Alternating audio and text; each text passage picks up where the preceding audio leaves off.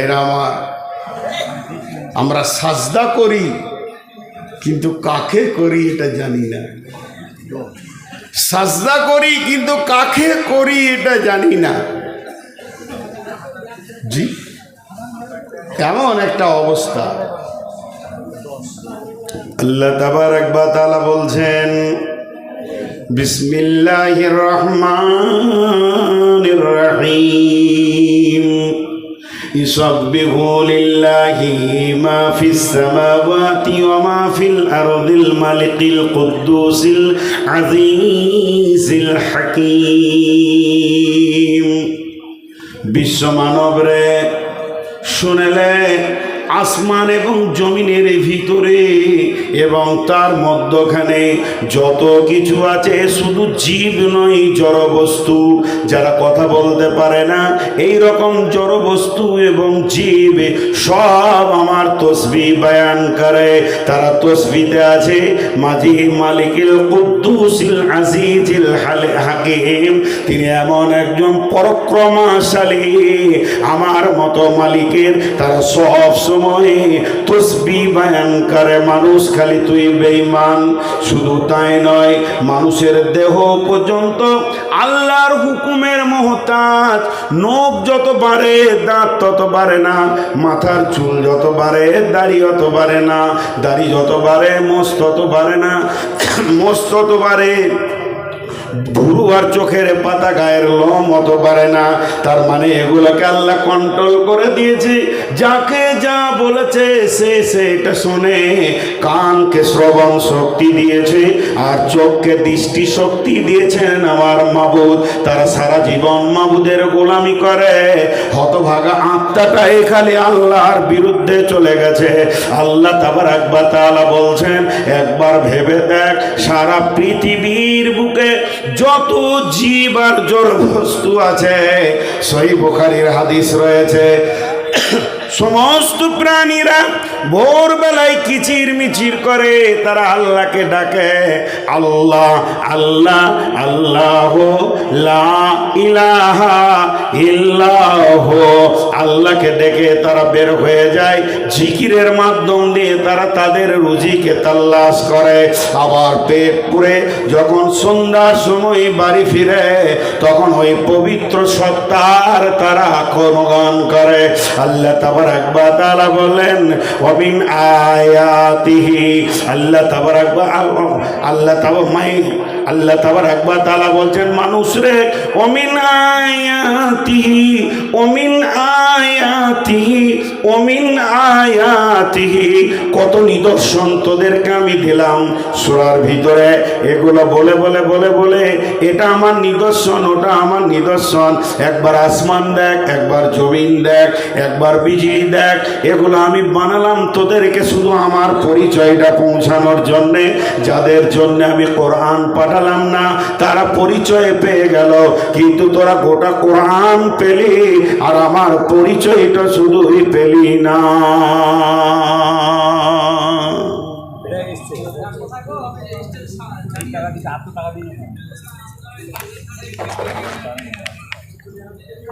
আল্লাহ বলছে আমার পরিচয়টাই খালি পেয়েছিস, আমার পরিচয়টা তোদের কাছে বড় কঠিন হয়ে গেল রে। জি, আল্লাহ তাবারক ওয়া তাআলা সূরা ইয়াসিনে বলছেন, বিসমিল্লাহির রহমানির রহিম, ওয়া আয়াতুল লাহুমুল আরদুল মাইতাতু ফাহিয়াইনাহা ওয়া আখরাজনা মিনহা হাববান ফামিনহু ইয়াকুলুন ওয়া জা'আলনা মিন বাইনি আইদিহিম সাদ্দাও ওয়া মিন খালফিহিম সাদ্দান ফাআগশাইনাহুম ফাহুম লা ইউবসিরুন। وآية لهم الأرض الميتة وأحييناها وأخرجنا منها حبا فمنه يأكلون وجعلنا من بين أيديهم وجعلنا من بين أيديهم না ধরাতে পারছেন না কেন? না আল্লাহ তাবারাক ওয়া তাআলা বলছেন সূরা ইয়াসিনের ভিতরে, মানুষ রে একবার জমিনের দিকে তাকিয়ে দেখ, আমি জমিনগুলোকে মেরে দিয়ে আবার আমি জীবিত করি, আর জীবিত করে তার ভিতরে আমি ফল ফসলে ভরে দিই। শুধু তাই নয়, ফলে ফসলে তোদের জন্য যখন আমি ভরে দিই, আবার সেই ফল তুলে তোমরা খাও। আর সেগুলো তোমাদের হাতের বানানো নয়। সারা বিশ্বের বিজ্ঞানী এক জায়গায় যদি তোমরা হয়ে যাও, আমি আল্লাহর মতো একটা আঙ্গুরের দানা বানাতে পারবে না, একটা সরিষার দানা বানাতে পারবে না। আমি আল্লাহর কত ক্ষমতা, আমি এগুলোকে তোমাদেরকে বানাই। লিয়াকুলু মিন সামারিহি ওয়া মা আমিলাতুহু আইদিহিম আফালা ইয়াশকুরুন। আমি যে একটা আম বানাই, একটা আমরা বানাই, একটা আঙ্গুর আপেল যেগুলো আমি বানাচ্ছি, হে মানব জাতি, তোমরা বিজ্ঞানীরা একটা আঙ্গুর বানিয়ে দাও, পারবে না। আমার রবের গাছের আঙ্গুরটা খেয়ে দেখো, এগুলো তোমাদের হাতের তৈরি নয়, আমার তৈরি। খাওয়ার পর শুধুমাত্র তোমাদের কাছে আমি বিল চাই না, আমি এতটুকু চাই, তোমরা খাওয়ার শেষে বলবে আলহামদুলিল্লাহ। আল্লাহ বলছেন আফালা ইয়াশকুরুন, তোমরা আমার শুকরিয়া আদায় করো না। আমাদের কেমন আল্লাহর সাথে সম্পর্ক দেখেন। খালি এইটাই আজকে আমি বয়ান করব। আল্লাহর জমিনের মাল খেয়ে নিলাম, ঢেকুর তুলে দিলাম, আলহামদুলিল্লাহ বলার মতো সুযোগটা আমার হলো না। জি, তোমরা তো নিজের হাতে একটাও বানাতে পারোনি, আর পারবে না। কত বড় আমরা বেঈমান। সেই আল্লাহ কি বলছেন আয়াতুল কুরসির ভিতরে 10খানা সাবজেক্টকে লুকিয়ে রেখেছেন আল্লাহ। বিসমিল্লাহির রহমানির রহিম।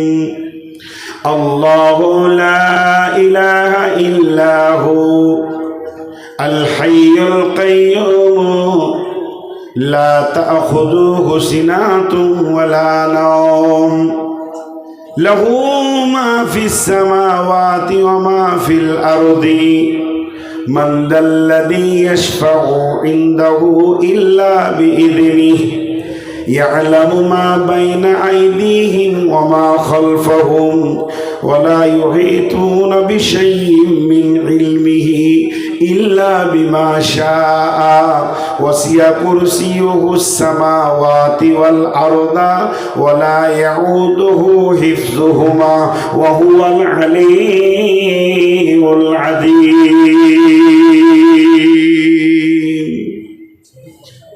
একটা প্রশ্ন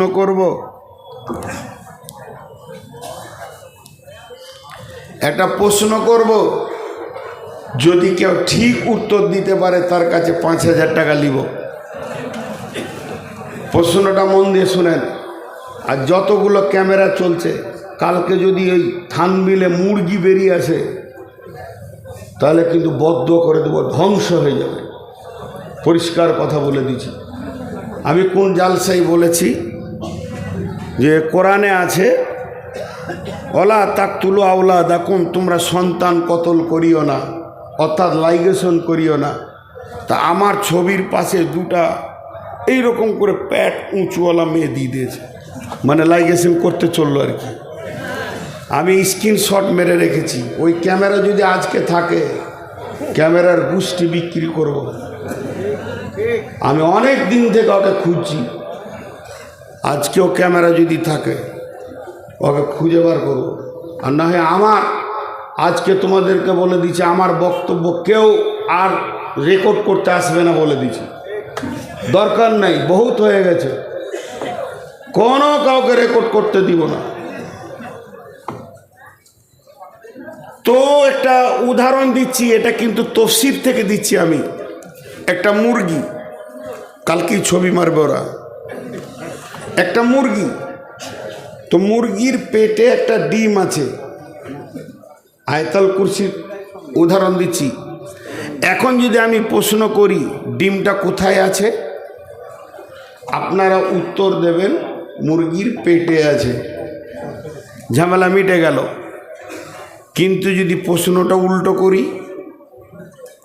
মুরগির কোথায়, ডিমের কোথায় মুরগিটা আছে, ডিমের কোথায় মুরগিটা আছে, এর উত্তর কি হবে? ডিমের কোথায় মুরগিটা আছে? হ্যাঁ, ডিমের পেটে মুরগি আছে? জি, উত্তর হলো না। এর উত্তর হচ্ছে ডিমের কোথায় মুরগিটা আছে, সমস্ত ডিমটাকে মুরগিটা বেষ্টন করে ধরে আছে। এবার উদাহরণ দিয়েছেন এটা একজন বড় মুফাসসির, তিনি বলছেন ডিমটা হলো সারা পৃথিবী সমস্ত, শুধু এই পৃথিবী নয়, যা এ ধরা ও ধরা নেপচুন প্লুটো যত তুমি গ্রহ তারা দেখছো গোটাটাই হলো ডিমের মতো, আর আল্লাহর সিংহাসনটা হচ্ছে মুরগির মতো। তুমি ভেবে নাও যে আমরা সবাই আল্লাহর আয়াত্ত অধীনে এর ভিতরে ঢুকে আছি, কারো পালাবার উপায় নাই। সিংহাসন আল্লাহর এত বড়। আজকে তাফসীর ইবনে কাসিরে দেখছিলাম ওয়াসিয়া কুরসিউস সামাওয়াতি ওয়াল আরদা, যেটা আরশ কুরসি বলা হয়েছে। এই আরশটা কত বড়, কুরসিটা কত বড়, এ ব্যাপারে তাফসীর ইবনে কাসিরে লিখেছে পৃথিবীর কেউ বলে দিতে পারবে না যেটাকে আরশ বলা হয়েছে। শুধু আল্লাহর পবিত্র পাটা রাখার সেটা জায়গা, বাকি আল্লাহর সিংহাসন কত বড় কেউ বলতে পারবে না। আর এ ব্যাপারে কোনো কথা আসেনি। অতএব আল্লাহ তাবারাক ওয়া তাআলা বলছেন আমার সিংহাসনটা দেখেও তো মোটামুটি তোমরা আইডিয়া করো আমি রব কত ক্ষমতাবান, আর তোমাদেরকে কোন জায়গায় আমি রেখেছি। জালসাটা কি রোডের ওপরে হচ্ছে নাকি? হ্যাঁ, ওই দিক থেকে কেউ মানা করছে না যে যাস না। এরপরে 10টা সাবজেক্টকে পরপর আপনাদের সামনে আনছি। আল্লাহর হস্তে একটুকু মনোযোগ দেন, একটু মনোযোগ দেন। বিসমিল্লাহির রহমানির রহিম। আল্লাহু লা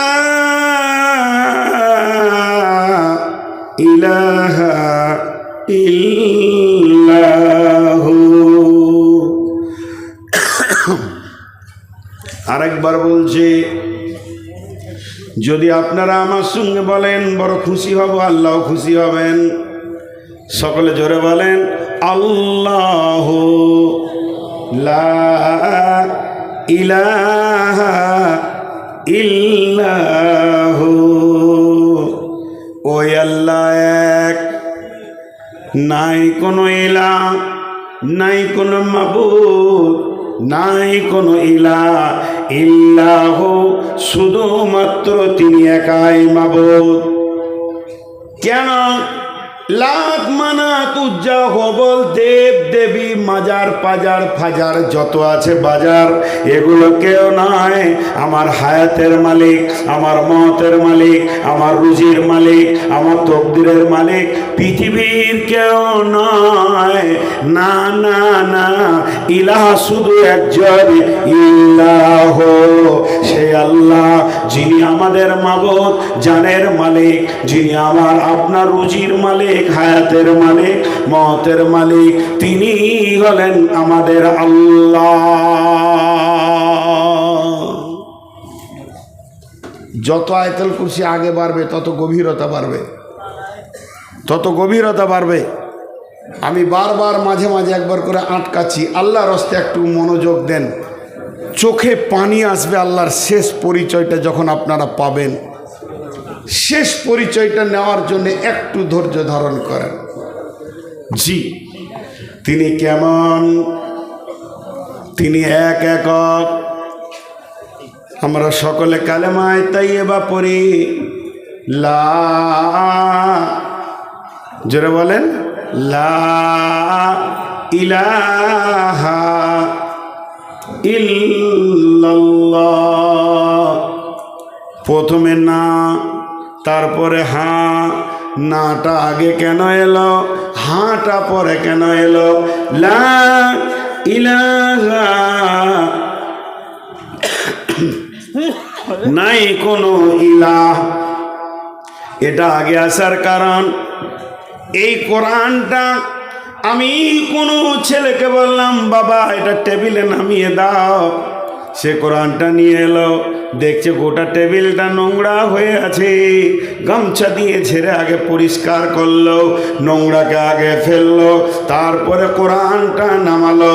তার মানে আমি বলেছি আল্লাহর পরিচয় ওই দিলে পৌঁছাবে, আগে দিলটাকে পরিষ্কার করে নিতে হবে।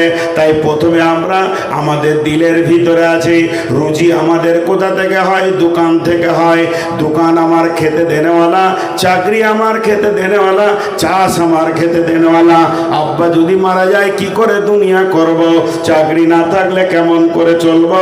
যেগুলোকে তুমি ইলাহ বানিয়ে রেখেছ মনে মনে, বাকি অন্য জাতিরা হতভাগা কিছু মুসলমান আছে, তারা পীর পাইগম্বর গাউস কুতুব আবদাল মাজার ফাজার পাজার বোঝাতে ভরে থাকে। কিন্তু আমরা আহলে হাদিস, আমাদের আকীদা 100% ঠিক আছে, তারপরও আমাদের জবান দিয়ে কিছু কথা বের হয়ে যায়। যখন আমি বলবো ভাই কালকে একবার আপনি আমার সঙ্গে আমার বাড়ি চলেন, চট করে লোকটি বলবে বন্ধু যেতাম, কালকে আমি না থাকলে অমুক কাজটা হবে না। ভাইরা আমার, এটাই তোমার বড় খারাপই কাজ হয়ে গেল। তোমাকে বলতে হবে আমাকে আল্লাহ একটা কাজের দায়িত্ব দিয়েছে, আমাকে দিয়েই আল্লাহ কাজটা করাবেন, তাহলে তুমি আল্লাহকে সঙ্গে পেয়েছো। বিদায় তোমাকে প্রথমে দিলের নোংরাটা পরিষ্কার করতে হবে। এর জন্য আল্লাহ বলছেন আল্লাহ, ওই আল্লাহকে লা ইলাহা, নাই কোনো ইলাহ ইল্লাহ, তিনি এক একক, তিনি কেমন?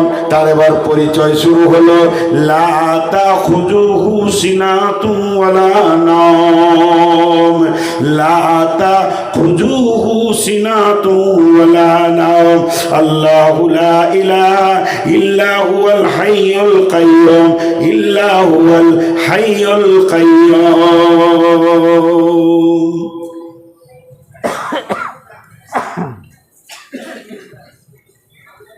মাঝে 1 মিনিট 30 সেকেন্ড একটা কথা বলি। জ্বরে পড়েছিলাম 3 দিন, প্রচণ্ড কষ্ট, বুকের ব্যথা। সেই 3 দিনের পর আজকে দ্বিতীয় দিন জালসা করছি, এই জন্য আমার কষ্ট হচ্ছে। কাশি আসছে, কখনো কখনো ওষুধ খেয়ে উঠেছি। তো এই জায়গাটা শুনেন, তিনি হাইয়ুল কাইয়্যুম। হাইয়ুল মানে সদা জীবিত, মউত কোনোদিন আল্লাহকে স্পর্শ করবে না, মউত কোনোদিন আল্লাহকে স্পর্শ করবে না। এবার এই গুণটা সমস্ত আল্লাহর সঙ্গে লাগান। পৃথিবীতে যত আল্লাহ আছে, রাম মরে গেছে, আর কেউ মরে গেছে, দশরথ মরে গেছে, আর খ্রিস্টানদের যারা আল্লাহ বলে যিশু, সেও মারা গেছে।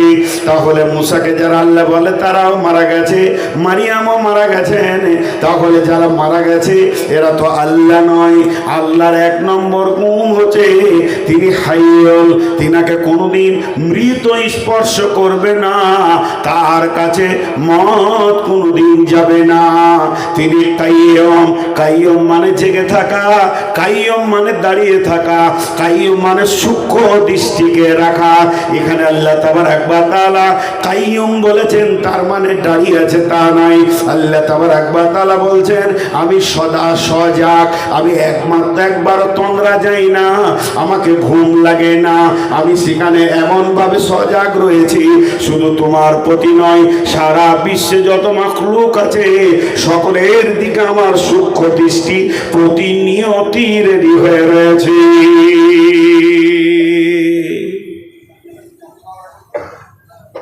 আমাদের ওখানে একটা ঘটনা ঘটেছিল, বুঝছেন।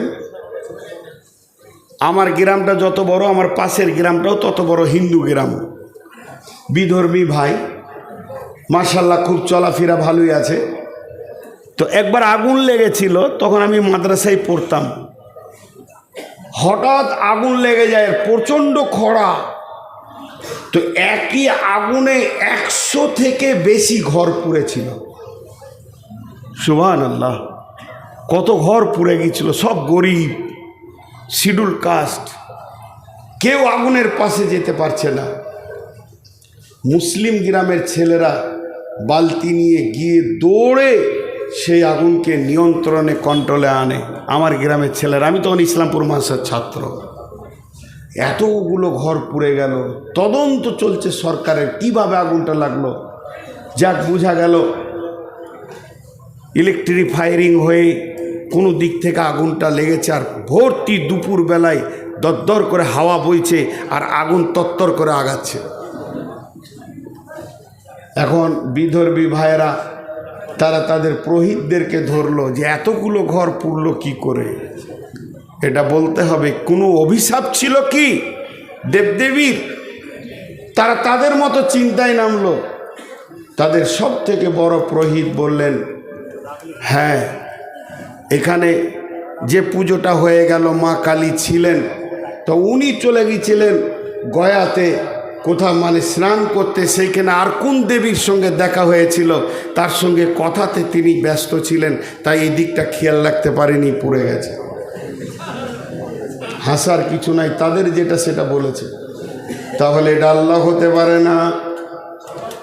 আল্লাহ যদি হতে হয় বিশেষ কয়েকটা গুণ থাকতে হবে। আল্লাহ হতে গেলে আল্লাহরও গুণের দরকার। নাম্বার 1, সদা সজাগ থাকতে হবে সমস্ত মাখলুকের ওপরে। কে কখন ডাকবে, কোন রাত্রিতে ডাকবে। 2 নম্বর, আল্লাহ হতে গেলে আলেমুল গায়েব হতে হবে। গায়েবের খবর জানতে হবে। সলুয়ার শুধু খবর নয়, তিনি কবরের খবর জানবেন, জান্নাত জাহান্নামের খবর জানবেন, সমস্ত তার দৃষ্টির কাছে থাকবে। 3 নম্বরে, আল্লাহ হতে গেলে সমস্ত জিনিসের ওপরে ক্ষমতাবান হতে হবে। 7 সমুদ্রকে সেকেন্ডে, পানিকে পাথরে পরিণত করতে হবে, পাথরকে পানিতে পরিণত করে দিতে হবে। এই ক্ষমতা যার থাকবে সেই আল্লাহ হতে পারবে। আর আমার আল্লাহ বলছেন, তাবারাকাল্লাযী বিয়াদিহিল মুলকু ওয়া হুয়া আলা কুল্লি শাইইন কাদির। আমার আল্লাহ বরকতময়। তিনি কেমন বরকতময় যদি একটা একটা করে দেখাতে যায়। তাবারাকাল্লাযী বিয়াদিহিল মুলকু, এই 2টি শব্দের তাফসীর করতে গেলে 2 ঘন্টা করে 4 ঘন্টা লাগবে। শুধুমাত্র একটা দেখায়, আমার আল্লাহ মাটির একটা ডালি বিছিয়ে দিয়েছে। তুমি 10 কেজি দিবে 10 কুইন্টাল পাবে বরকত, তুমি 10 কেজি দিবে 10 কুইন্টাল পাবে। তিনার বরকতের ডালি এমন ভাবে তিনি তৈরি করেছেন, বেবরকত বলে কিছু নাই। তিনি হলেন আলা কুল্লি শাইইন কাদির, সমস্ত জিনিসের উপরে ক্ষমতাবান।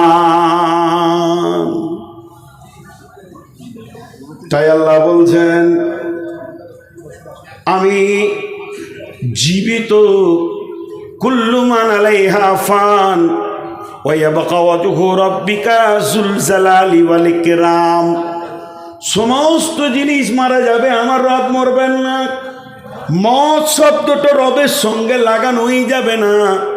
তিনি আয়াতুল কুরসিতে বলে দিয়েছেন তিনি হাইয়ুল, শুধু হাইয়ুল নয়, তিনি কাইয়ুম। তিনি কেমন কাইয়ুম, তিনার দৃষ্টি শক্তি কেমন এবং শ্রবণ শক্তি কেমন, এটা আপনাকে আমাকে পৃথিবীর কেউ বুঝিয়ে দিতে পারবে না। তবে আমার নবী বলে গেছেন, বুখারী শরীফের হাদিস, আলো আঁধার রাত্রিতে, আমাবস্যার রাত্রিতে, আমাবস্যার রাত্রিতে একটা হলো কালো, দ্বিতীয় হলো কালো পাথর, তৃতীয় হলো কালো পিপলিকা। 3খানা কালো কথা বলা হলো।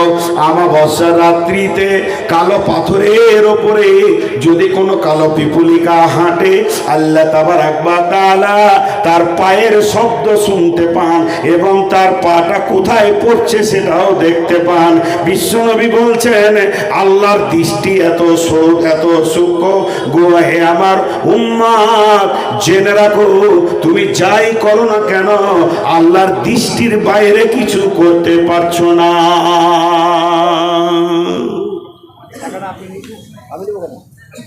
একজন সাহাবী ঘর ভাড়া নিয়েছে।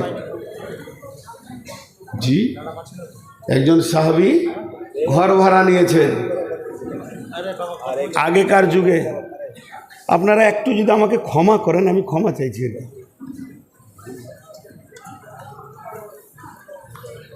কালিতে করে লিখছে, আগেকার যুগে সে কালি ছিল দেখেছেন, যে একটু কালি বেশি পড়ে গেলে মাটি দিতে হতো, মনে আছে আপনাদের? আরে নিপের কলম, লিখতে লিখতে একটু কালি বেশি পড়ে গেলে মাটি দিতে হতো। তো সাহাবীদের যুগে তো সেই স্বরের কলম ছিল, ডুবিয়ে ডুবিয়ে লিখত। ওরকম লিখছে, ও হিসাব করছে, ব্যবসা ট্যাবসা করে হয়তো, আর একটু কালি বেশি পড়ে গেছে, চট করে ঘরের এমনি করে মাটি ধরেছে, ওই মাটিটা দিবে। যেই মাটিটা ধরেছে, ওর মন ওকে বলছে, রে আল্লাহর গোলাম, তুমি ঘরটা ভাড়া নিয়েছো বাস করার জন্যে, মাটি তোলার জন্যে নাই। এমন একটা দিন অচিরেই আসছে, তোমার রব দেখছে তুমি এই মাটিটা তুলছো, এটাও কিয়ামতের দিনে বিচার হবে। ফামাইয়া আমাল মিসকালা যাররাতিন খায়রান ইয়ারা ওয়া মাইয়া আমাল মিসকালা যাররাতিন শাররান ইয়ারা। আল্লাহ এমন কাইয়্যুম, আল্লাহ এমন সূক্ষ্ম দৃষ্টি। আমার পকেট থেকে আপনি 2 টাকা চুরি করেছেন, আমি জানি না, আপনি আপনার কিনা বাসে টাকা ফাঁকি দিয়ে দিয়েছি। আমি কুমরাদহ ব্রিজে নেমে গেলাম, বাসের কন্ট্রাক্টর দেখে নাই, বাসের মালিক দেখে নাই, বাসের ম্যানেজার দেখে নাই, 2 জন ক্লিনার ছিল তারাও দেখে নাই। আপনার কিনা আমি মনে মনে খুশি হয়ে বাড়ি চলে এলাম। আজকের দিন আমি ধরা খাইনি।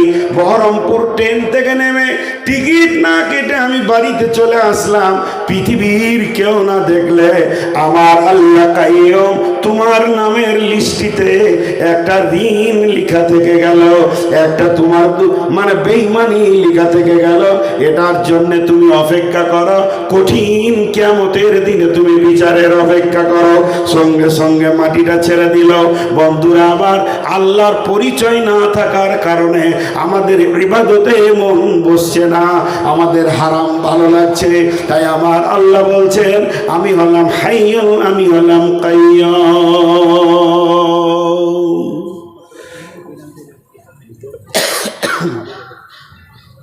এখানে যতগুলি লোক বসে আছেন,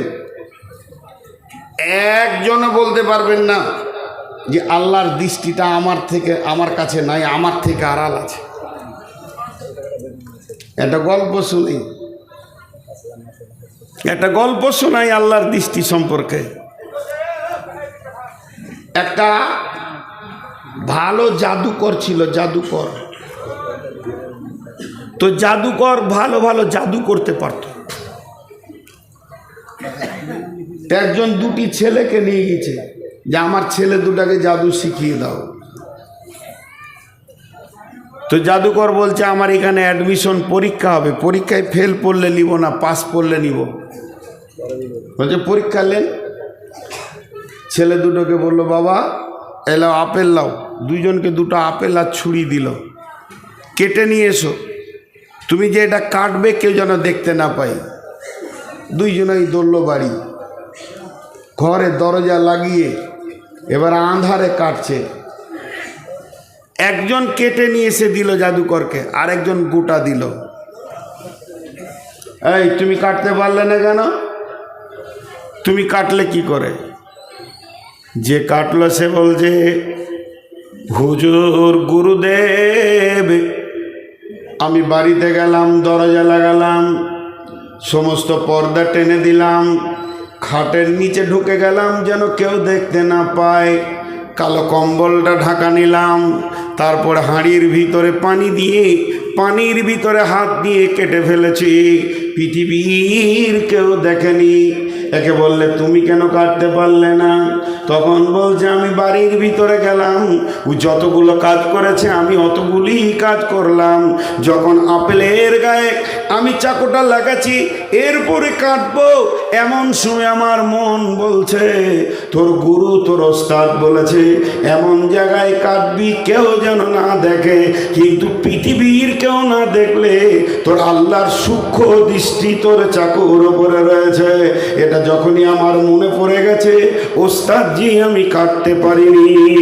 বলে বাবা ইসমে আজম তুমি শিখতে পারবে, আল্লাহকে তুমি গ্রহণ করতে পারবে। আল্লাহ এমন একজন, প্রতি সেকেন্ডে আপনি পায়খানার ভিতরে গোপনে কোনো জায়গায় পাটের বুয়ে গোপনে এবং লুকিয়ে যে গুনাহ করেন না কেন, আমার রবের চোখের বাইরে গুনাহটা হচ্ছে এ কথাটা ভুল। আমার রব সব দেখছেন এবং জানছেন। ইনারই নাম হচ্ছে হাইয়ুল কাইয়ুম। 3 নম্বরে আমার আল্লাহ বলছেন লা তাখুযুহু সিনাতু ওয়ালা নাওম। আমাকে তন্দ্রা তো দূরের কথা, ঘুম তো দূরের কথা, আমাকে তন্দ্রাও পর্যন্ত স্পর্শ করে না।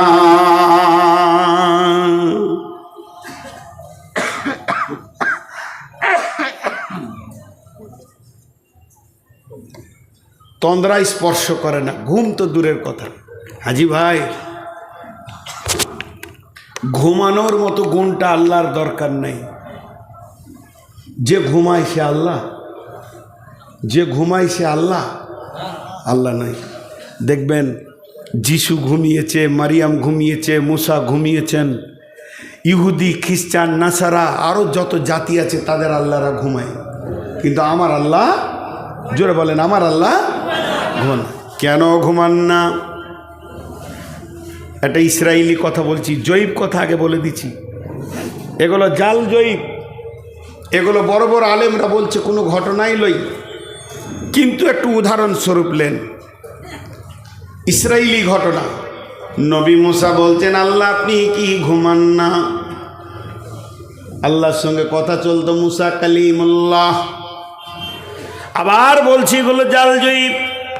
তারপর একটু বুঝানোর জন্য বলছি, আমার আল্লাহ বলেন মুসা রে তুই পাথরের ওপরে বসে যা। নবী মুসা পাথরে বসে গেলেন, 2 হাতে 2টি কাঁচের পেয়ালা দিলেন, আর কিছুক্ষণের মধ্যে ঘুম চলে এসেছে।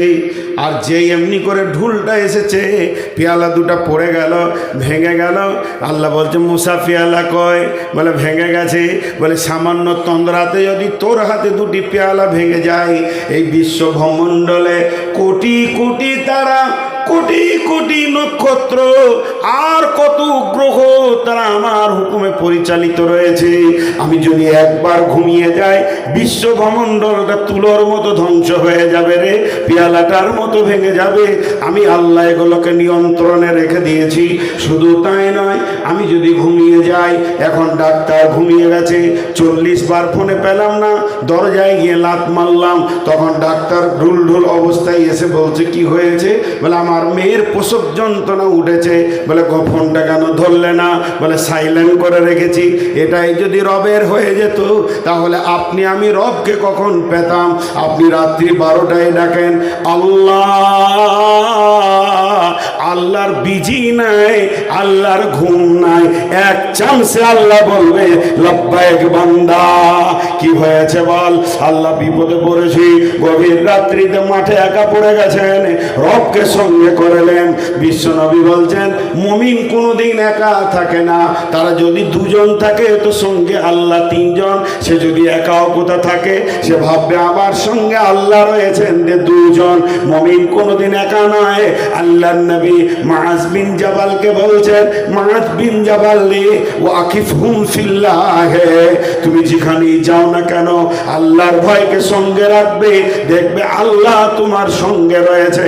অতএব আল্লাহর মতো বস্তু যতটি 12টায় ডাকেন, আমাদের এখানে রাত, আমেরিকাতে 24 ঘন্টা তো আজান চলতেই রয়েছে, রব তাদের ডাকে সাড়া দিচ্ছেন। শুধু তাই নয়, গভীর রাত্রিতে হসপিটালে কেউ কাঁদছে, আল্লাহ তাকে সাড়া দিচ্ছেন। এখানে জালসার মাহফিলে আমরা আল্লাহর পরিচয় নিচ্ছি, আল্লাহর কান এখানে আছে।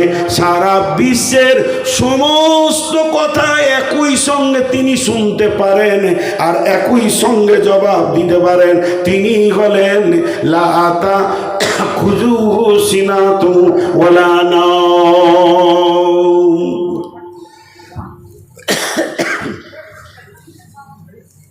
আর চলবে না মনে হয়। যদি ডাক্তারখানার মতো সিরিয়াল হতো আল্লাহর কাছে, যার যা অভিযোগ আছে আগে তুই বলবি, তারপর তুই বলবি, তাহলে আপনার আমার সিরিয়ালটা কখন পড়তো ভাগে। জীবন চলে যেত, কিন্তু সিরিয়াল আসতো কিনা কোনো ঠিক নেই। কত নম্বরে যে আমার নামটা পড়তো। আর ফোনে হ্যালো বিজি বিজি সাত ধরে বিজি, বুঝেন তো বিজি, বলে এই লাইনটা ব্যস্ত আছে। মানে একজন ঢুকেছে, আমার সঙ্গে মালদার কোনো লোক কথা বলছে, আপনি আর ঢুকতে পারছেন না, বিজি বিজি, টু টু টু, তুই চুপ থাক। আল্লাহ বলছে শোন, আমি কেমন রব, তুই ডাক, তোর বাপ ডাকুক, তোর দাদা ডাকুক, তোর সন্তান ডাকুক, তোর বংশ ডাক, তোর গোষ্ঠী ডাক, ষোলোবাওয়ালা ডাক, মুর্শিদাবাদওয়ালা ডাক, মালদাওয়ালা ডাক, পশ্চিমবঙ্গ ডাক, বাংলা ভাষায় ডাক, হিন্দি ভাষায় ডাক, উর্দু ভাষায় ডাক, আরবিতে ডাক। শুধু মানুষ নয়, যত প্রাণী আছে, গরু ডাকবে, গাধা ডাকবে, ঘোড়া ডাকবে, গর্তের পিপুলিকা ডাকবে, সারা বিশ্বের সমস্ত প্রাণী জীব জ্বর একই সঙ্গে ডাকবে। সমুদ্রে যারা আছে তারা ডাকবে, কোটি কোটি বিলিয়ন মিলিয়ন মাছ আছে তারা ডাকবে, আসমানে যারা আছে ডাকবে, জঙ্গলওয়ালা ডাকবে, জমিনওয়ালা ডাকবে, সবাই একই সঙ্গে ডাকবে। আমার নাম্বারে কোনো বিজি নাই, যে ডাকবে সেই সারা পাবে। আমি রব, সকলকে একই সঙ্গে উত্তর দিতে পারি। আমার নাম হলো আল্লাহ। আমি এমন একজন রব, আমার কাছে সিরিয়াল লাগাতে হবে না, এখানে কোনো বিজি নাই। সকালে ডাক, দুপুরে ডাক, কেউ যদি আমাকে দুটোর সময় ফোন করে দেয়, আমি ওকে জিজ্ঞেস করি ভাই কেন করলেন বলেন, আমি তো একটা বক্তা, আপনি জানেন, জালসা ডেটের জন্য বলছেন, তাহলে দুপুরটা রেস্ট দিব না, আমাকে বিরক্ত লাগলো, এখন রাত্রিতে নামবো, একটু শুয়ে যাব। কেউ যদি ফোনে রিং করে দেয় তো বিরক্ত লাগবে। আল্লাহ বলছে আমার বিরক্ত নাই, যখন ডাকবি তখন ডাক, আমার কোনো বিরক্ত নাই।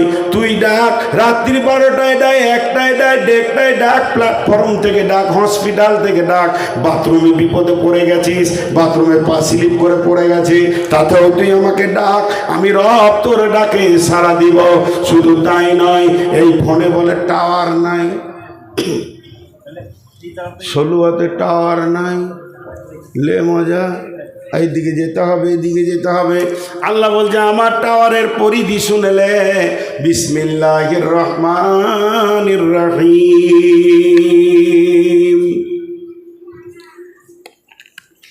আমার টাওয়ার কত দূর পর্যন্ত শোন, রব্বুল মাশরিকাইনি ও রব্বুল মাগরিবাইন, ফাবিআইয়ি আলাই রব্বিকুমা তুকাযযিবান। সূর্য যেখানে উঠে চলে যা, ওখান থেকে ডাক, সূর্য যেখানে অস্তমিত হয় চলে যা।